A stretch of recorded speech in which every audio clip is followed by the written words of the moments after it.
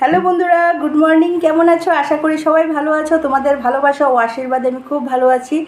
যারা তো চেনো বা জানো, আর যারা চেনো না তাদের জন্য আমি ঝর্ণা, গুয়াহাটি, আসাম থেকে। হাই। আজকে সকালে ব্রেকফাস্টে আমার কি আছে দেখো। এই হচ্ছে জল রুটি করেছি, এইখানে সামান্য একটু গুড় নিয়েছি, এই যে দেখো। আর এটা হচ্ছে মালভোগ কলা। এতগুলো খাবো না, একটাই খাবো, যেহেতু সুগার আছে। মালভোগ কলাটা খেতে হবে, ভিটামিন পাবো শরীরে, ঠিক আছে।